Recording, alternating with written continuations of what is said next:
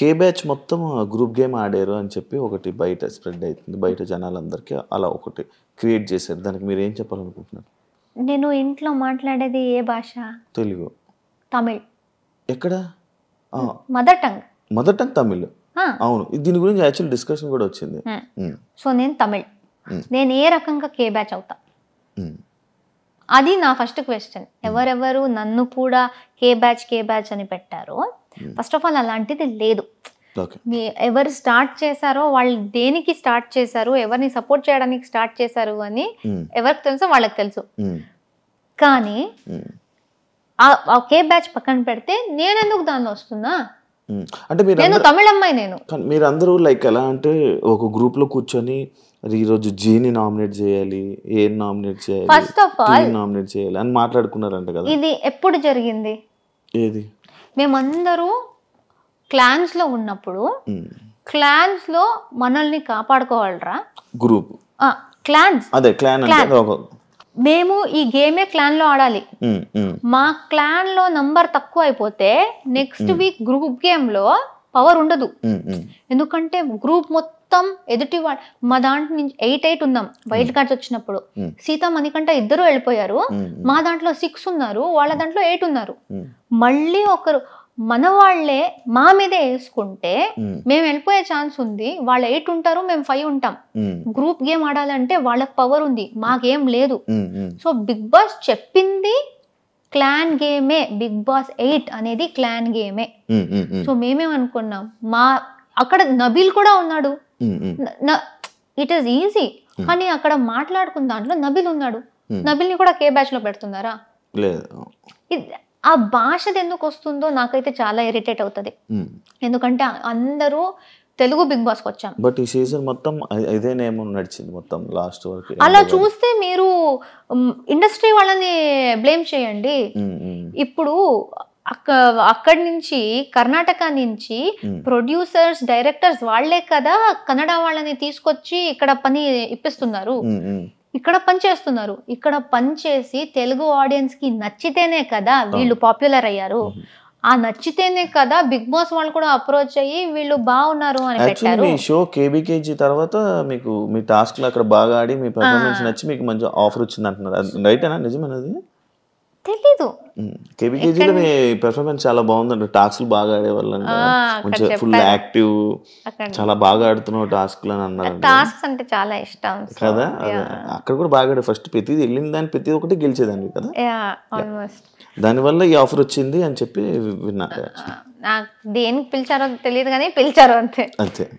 So ఇలా ఇప్పుడు అది మాట్లాడుకుంది మేమేదో షడ్యంత్ర చేసి కుట్రలాగా వాడినే చెయ్యి, ఈ రీజన్కే చెయ్యి, ఎవ్వరూ మాట్లాడుకోలేదు. మాలో చేసుకోకండ్రా, మాలో చేసుకోకండి. ఎందుకంటే ఎదుటి వాళ్ళు మా మీదే చేస్తారు. రాయల్ క్లాన్స్ వాళ్ళు ఓజీస్నే చేస్తారు, వాళ్ళలో చేసుకోరు. మేమెందుకు మాలోనే వేసుకుని పిచ్చి పిచ్చిగా ఆడుతున్నాం? వాళ్ళు వాళ్ళ క్లాన్ గురించి ఆలోచిస్తున్నారు, మేము కూడా వాళ్ళ క్లాన్ గురించి ఆలోచించాలి. నామినేషన్స్ అంటే అది కాదు కదా, ఎవరిలో తప్పు ఉంటే వాళ్ళని క్వశ్చన్ చేయడం. వాళ్ళలో కూడా చాలా తప్పులు ఉన్నాయి. కానీ ఈ సీజన్ లో కొత్తగా క్లాన్స్ వచ్చాయి, లేకపోతే క్లాన్ అనే కాన్సెప్ట్ లేదు. సో ఓజీస్ ఎవరు ఉన్నారో వాళ్ళు స్టార్టింగ్ నుంచి క్లాన్ గేమ్ ఆడుతున్నారు కాబట్టి మాకు అది తెలుసు. మాకు టూ వీక్స్ ఏదో మా క్లాన్ వాళ్ళని మేము నామినేట్ చెయ్యకూడదు అని బిగ్ బాస్ చెప్పారు. అదేంటి బిగ్ బాస్ తప్ప అది? సో క్లాన్స్ ది ఒక ఇది ఉంటది. మీ క్లాన్ ని మీరే ఎందుకు వీక్ మీ టీం క్రికెట్ ఆడుతున్నారు, ఒకడు ఆడట్లేదు, ఆర్ లేకపోతే మీకు పర్సనల్ ప్రాబ్లం ఉంది, బెస్ట్ ప్లేయర్ ని తీసేస్తారా మీరు?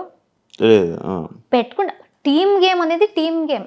సో మా సీజన్ లో కొత్తగా జరిగింది టీమ్ గేమ్ అనే కాన్సెప్ట్. అది బయట కొత్తది కాబట్టి అందరికి అర్థం కాలేదు. మా టీం ని మేము ప్రొటెక్ట్ చేసుకోవాలి, ఎంత గొడవ అయినా మాలో మేము మాట్లాడుకుని సార్ట్ చేసుకోవాలి. కానీ మా టీం ని వీక్ చేయాలి, ఒకరిని తీసేయాలి అనుకుంటే మాకే ప్రాబ్లం, అది సర్వైవల్ ప్రాబ్లం. మళ్ళీ నెక్స్ట్ నామినేషన్ మా మీద పడుతుంది. సో అది అలా మాట్లాడుకున్నప్పుడు నబీల్ కూడా ఉన్నాడు. సో వాడిని ఎందుకు పెట్టలేదు? సో ఈజీగా ఈ గ్రూప్ అని చెప్పడం చాలా easy, but it is very wrong.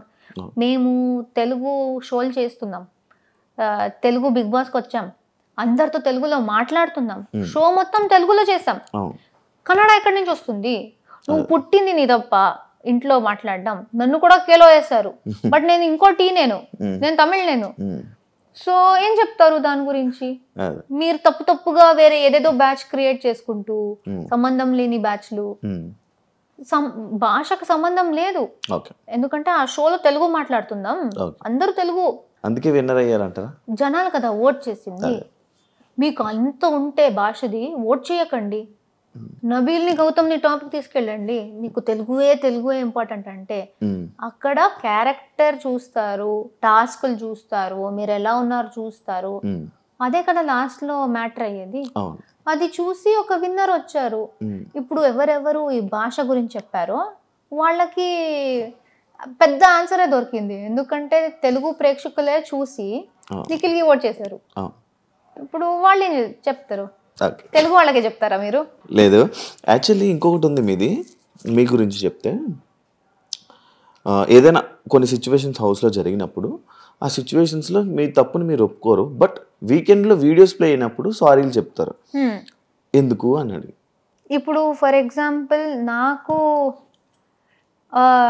అది మెయిన్గా గివ్ మీ మల్టిపుల్ ఎగ్జాంపుల్స్. నేను ఒక ఎగ్జాంపుల్ నాకు తెలుసు, మేము టికెట్ టు ఫినాలే టాస్క్లో డిస్క్ గేమ్ జరిగింది. నాకు సార్ నన్ను అడిగారు, నువ్వు ప్రతిదీ కరెక్ట్గా ఆడావు అనిపిస్తుందా అన్నారు. నేను ఎంత ఆలోచించానో నేను కరెక్ట్గానే ఆడాను అనిపించింది, కరెక్ట్గానే ఆడాను సార్ అన్నారు. వీడియో చూపించారు, నేను క్యాచ్ పట్టుకున్నది డిస్క్ని. అప్పుడు కూడా అడిగాను, సార్ అది సైడ్లో పట్టుకున్నా కదా సార్, బాస్కెట్ పక్కలో కూడా లేదు ఎందుకు అంటే, అప్పుడు బిగ్ బాస్ది ఒక రూల్ ఆయన చెప్పారు, డిస్క్ కింద పడితే తీసుకోవాలి అనేది. అది నాకు ఫ్లాష్ కూడా కాలేదు. ఆ రోజు సంచాలకులు కూడా చూశారు, కంటెస్టెంట్ కూడా చూశారు, నేను డిస్క్ పట్టుకున్నది గురించి వాళ్ళు గట్టిగా చెప్పి నవ్వుకున్నారు కూడా. ఎవరికి అది కింద పడితేనే పట్టుకోవాలి అనేది గుర్తులేదు. సార్ చెప్తే గానీ నాకు గుర్తు రాలేదు. ఓకే సార్ కరెక్ట్, అది పట్టుకోకూడదు, కింద నుంచి తీసుకోవాలి, ఐఎమ్ సారీ, అది నాకు గుర్తు రాలేదు. అండ్ అది వేరే ఎక్కడ నేను ఒప్పుకోకుండా నేను అక్కడ వచ్చి చేయడం ఏది, ఇది నాకు తెలుసు అంతే. వేరే ఇక్కడ బట్ అంటే వేరేదేమో నాకు అంత ఐడియా లేదు. నాకు నార్మల్ ప్రేయర్నా అంటే ఇలాంటి సిచ్యువేషన్స్ రావడం వల్లనే ఏమో మేబీ ప్రేయర్నా అంటే లైక్ ఇలా లైక్ ఇప్పుడు గౌతమ్ సిచ్యువేషన్ ఉంది, వాడికి ఎక్కడ సారీ చెప్పాను నేను? సారీ చెప్పలేదు, జస్ట్ చెప్తున్నా. ఇలాంటి సిచ్యువేషన్స్ ఏమైనా జరుగుతున్నప్పుడు అక్కడ మనం ఫైట్ చేస్తాం, బట్ కొన్ని సిచ్యువేషన్స్ లో ఇలా వీకెండ్స్ లో వచ్చినప్పుడు నాగార్జున సార్ దగ్గర మనం సారీలు చెప్తూ ఉంటాం నార్మల్ గా. బట్ గౌతమ్ విషయంలో జరగలేదు. నయని పావనిలో ఆ పుడింగ్ విషయం వచ్చింది, నాకు అది తప్పు అనిపించలేదు. కానీ నాకు సార్ అంత పెద్ద ఆయన వచ్చేసి ఆయన అది తప్పమ్మా అంటూ ఉంటే అక్కడి నుంచి ఆయనతో కూడా ఆర్గ్యూ చేసుకుని నించునే అంత ఇది లేదు. సో అక్కడ ఓకే, లైక్ అదే ఇలాంటి సిచ్యువేషన్స్ లోనే అన్నారు లైక్ యా. బట్ ఇప్పుడు నాకు అక్కడ సిచ్యువేషన్ ఏం జరిగింది, అక్కడ కూర్చుని నేను నాకు సార్ అంత టైం లేదు, నేను ఆయన టైం వేస్ట్ చేయాలని కూడా అనుకోవట్లేదు. నేను జైల్లో ఉన్నాను, నయని బయట నుంచి ఏదో మాట్లాడుతూ ఉంది, మధ్యలో నేను మాట్లాడితే నీతో నేను మాట్లాడట్లేదు అంది. I'm not talking to you, please don't interrupt అని చాలా రూడ్గా మాట్లాడింది. ఆమె నేను అడిగాను, నేను నీతో బాగా మాట్లాడాను కదా, నువ్వెందుకు అంత రూడ్గా మాట్లాడావు, why did you talk to me like that, నువ్వు హరితేజ అక్కతో నువ్వు ఫైట్ చేస్తున్నావు కదా, నాకు నచ్చట్లేదు, అందుకే నాకు ఎవరు ఇష్టమో వాళ్ళతో నువ్వు బాలేవనేసి నాకు నువ్వు కూడా నచ్చవు అలా చెప్పింది. అది ఆమె చెప్పింది. దాని తర్వాత జైల్లో అది వదిలేసాను ఏంటి ఎలా మాట్లాడింది అనేసి. దాని తర్వాత షీ సెడ్ ఏదో గౌతమ్తో తేజతో మాట్లాడుతూ షీ సెడ్, ఈ అమ్మాయిని నేనే నామినేట్ చేశా కిల్లర్ గర్ల్స్ టాస్క్ లో, నా వల్లే జరిగింది, నేనే చేశాను అని అట్లీస్ట్ 4-5 టైమ్స్ చెప్పింది. నేను చెప్పాను, నువ్వు ఒక్కదానివి చేయలేదు, అక్కడ పృథ్వీ ఇంటర్ఫియర్ కాకపోతే నువ్వు ఒక్కదానివే చేయకపోయి ఉండొచ్చు, ఎందుకంటే దానికి ముందు 3 రౌండ్స్ నేనే పట్టుకున్నా ఆమె వచ్చిన. సో నువ్వే చేసావు అనకు, నువ్వు చేయాలనుకున్నావు, నీకు ఒక తోడు వచ్చారు, నువ్వు చేసావు, ఫైన్. కానీ నేనే చేసా ఈ అమ్మాయి, అది కూడా ప్రేరణ కూడా కాదు, ఈ అమ్మాయిని నేనే చేసా అని 3-4 సార్లు అనింది. అప్పుడు నేను నువ్వేంటి పెద్ద పుడింగా నన్ను నామినేట్ చేయడానికి అన్నాను. అందరికీ ఆమె ఎలా చెప్పింది, సార్ ఆమె చాలా ఒక విచిత్రమైన ఫేస్ పెట్టుకొని, అంటే అసలు మనిషిలాగా కూడా చూడట్లేదు, నువ్వు పుడింగా నువ్వు ఈ ఫేస్ చేసి అందరికి చెప్పింది. అండ్ నాకు సరికి కూడా అలా చెప్పింది. వీడియో వచ్చింది, నేను ఎలా అన్నా, నువ్వేంటి పెద్ద పుడింగా ఇలా అన్నా. సర్కాజం ఉంది, నాకు నిజంగా తప్పు అనిపించలేదు. ఇంత స్టోరీ నేను కూర్చుని నాకు సరికి చెప్తూ ఉంటే ఆయన కూడా అనుకుంటారు నాకు ఎందుకురా ఇదంతా అనేసి. ఆయన అక్కడ చెప్తున్నారు, ఆయన అంత ఆల్మోస్ట్ ఒక ½ an hour లాగ్ అయింది. అది ఇంకా నేను ఇది డిఫెండ్ చేసుకోవచ్చు, ఇంకెందుకు ఓకే వదిలేస్తే. ఆమెకి ఏదో ఫీల్ అయిందంట, ఆమె కూడా డ్రామా చేయాలి అనుకుంది, నాకు ఫీల్ అయింది అంటుంది. ఓకే సారీ చెప్తే నాదేం పోతుంది, సారీ మా నీకు ఫీల్ అయింది, ఐఎమ్ సారీ అని చెప్పేశాను. సో డస్ నాట్ మీన్ అక్కడ ఒప్పుకోదు, ఇక్కడ చూపిస్తే ఒప్పుకుంటది, అది కాదు. బట్ ఇలా పోర్ట్రే అంటే ఇది అది పోర్ట్రేస్ గురించి నా కంట్రోల్లో లేదు. ఏదేది జరుగుతుందో నాకు, నేను దేనికి రియాక్ట్ అయ్యానో నాకు క్లారిటీ ఉంది. మీరు అడిగితే ప్రతి విషయానికి నేను నా పాయింట్ ఆఫ్ వ్యూ చెప్తాను. మీరు దాంతో అగ్రీ చేస్తారో లేదో అది మీ మీద మళ్ళీ. బట్ అది ఎడిటింగ్ లో ఎలా చేశారో వాళ్ళు, ఎంత పెట్టారో నాకు తెలీదు. ఇప్పుడు నయని నాకు ఇన్ని మాటలు చెప్పింది కదా, అదేమైనా వచ్చిందా? లేకపోతే నేను జస్ట్ పుడింగ్ అనే మాట ఒకటే వచ్చిందా? ఎందుకంటే ఇదంతా జరిగితే అప్పుడు ఆమె ఏం చెప్పింది, నన్ను డిస్రెస్పెక్ట్ చేసింది అనింది. దానికన్నా ముందు ఆమె చేసింది మొత్తం నా మీద డిస్రెస్పెక్ట్. దానికి ఎక్కడ, దాని గురించి ఎవరు మాట్లాడట్లేదు, కానీ నేను చేసిన వెంటనే పెద్ద తప్పు అది. అలాంటిదే నాకు చాలా జరిగాయి. సో ఫస్ట్ నుంచి సిచ్యువేషన్స్ అవే చెప్తున్నారు. ఇమ్మెచ్యూర్ నబీల్ నుంచి నా డైలీ డైరీ దాకా మీ క్లోజ్ ఎలా? ఇమ్మెచ్యూర్ అని ఇమ్మెచ్యూర్ నేను ఎక్కడ పర్సనల్ గా మాట్లాడుతున్నప్పుడు జరిగింది. ఇమ్మెచ్యూర్ కన్నా ముందు కూడా మేము క్లోజ్ ఉన్నాం. పేరు నవ్వు అనుకుంటూ వివర్ క్లోజ్, మేము క్లోజ్ అయ్యాము. ఆయనకి కొన్ని విషయాల్లో నేను నచ్చలేదు, ఆయన నాతో మాట్లాడడం ఆపేశారు. నబీల్, నువ్వు ఫ్రెండ్స్, మాకు ఒక బాండ్ ఉంది, నీకేమైనా నాతో అనిపిస్తే నువ్వు నాతో ఓపెన్ గా మాట్లాడొచ్చు. అది కాకుండా లేదు నేను మాట్లాడను, సైలెంట్ గా ఉండి నామినేషన్ లో మాట్లాడుకుంటా అంటే I feel that is immature అన్నాను. అది ఒక చిన్న ఇది, అది నామినేషన్ దాకా కూడా నేను తీసుకురాలేదు. నేను ఫ్రెండ్ అనుకున్న వ్యక్తితో చిన్న గొడవ జరిగింది. అది ఆయన అరుస్తారు, నా వాయిస్ కూడా గట్టిది, ఆయన అరిస్తే నేను కూడా అరిచాను, అది పెద్దదయింది. దాని తర్వాత మేము నార్మల్ అయిపోయి, దాని తర్వాత నా డైరీ అనే స్టేజ్, ఆ ఇమ్మెచ్యూర్ టు డైరీ ఎన్ని వీక్స్ ఉన్నాయి మధ్యలో. సో ఇమ్మెచ్యూర్దే అది పోయి మేము నార్మల్ అయిపోయి, దాని తర్వాత ట్రావెల్ అయ్యి వీక్స్ వెళ్తూ మేము క్లోజ్ అయ్యి దానికి వచ్చింది. సో ఇమ్మెచ్యూర్ మీరు మధ్యలో పట్టుకుంటున్నారు, దానికన్నా ముందు ఫ్రెండ్, మంచి ఫ్రెండ్ అయ్యాడు, మధ్యలో అది వచ్చింది, డిస్టర్బెన్స్ వచ్చింది. దెన్ ఇది friend to friend, small disturbance in the middle. పక్కోళ్ళకి ఏదైనా డిస్కషన్స్ చెప్తున్నప్పుడు, పక్క వాళ్ళ మీద ఏదైనా లైక్ నామినేషన్స్ దేంట్లో పాయింట్లు మాట్లాడుతున్నప్పుడు విను విను విను విను విను అని అంటారు. కానీ మీకు పక్క వాళ్ళు ఎవరైనా చెప్తున్నప్పుడు మీరు ఎందుకు వినరు అనేది ఒక క్వశ్చన్ మార్క్ ఉంది.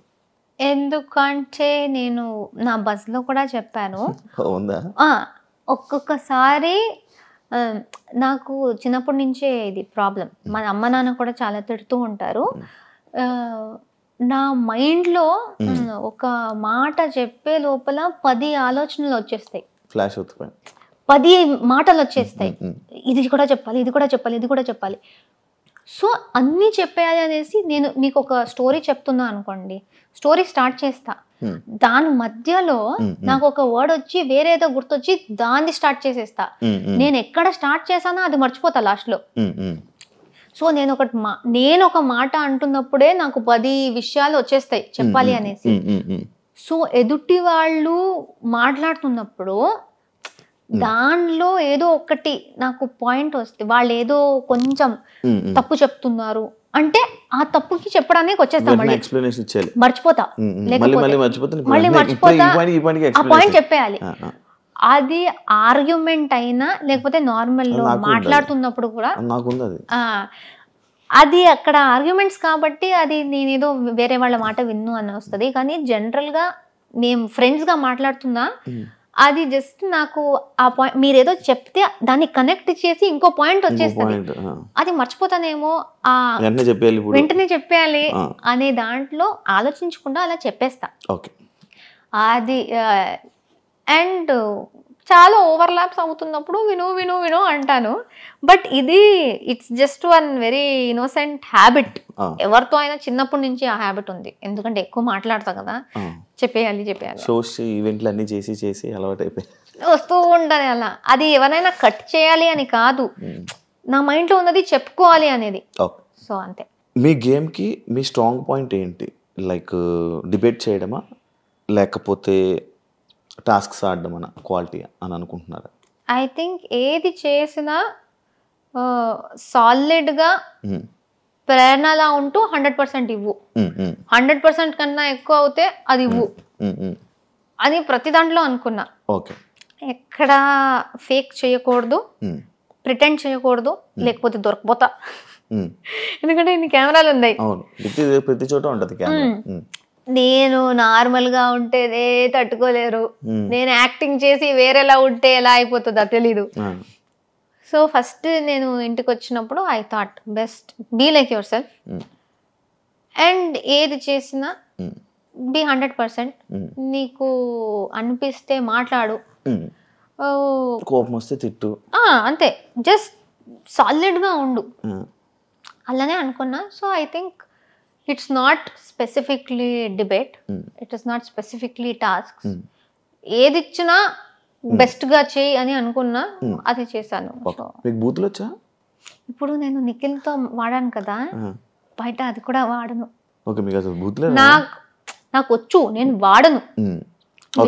ఎందుకు అడిగానంటే యాక్చువల్లీ క్వశ్చన్ అంటే ఎన్ని రోజులు 100 days ఎలా కంట్రోల్ చేసి వాళ్ళ మీద అన్ని కోపాలు వచ్చినా ఎలా కంట్రోల్ చేసుకుని ఉన్నారా అని. నాకు మాక్సిమం స్టూపిడ్, ఇడియట్, మెంటల్ ఈ వర్డ్స్ నేను వాడతా. నా చెల్లి లైక్ ఈ జనరేషన్ వాళ్ళందరూ వాడినప్పుడు అరే అరే అరే ఎందుకు అలాంటి వర్డ్స్ వాడుతున్నావు, బ్యాడ్ వర్డ్ అని నేను చెప్తా. ఐ స్వేర్ నేను మా చుట్టూ ఉన్న వాళ్ళకి ఐ కంట్రోల్ దెమ్. నాకే అది వచ్చిందంటే నాకే షాక్.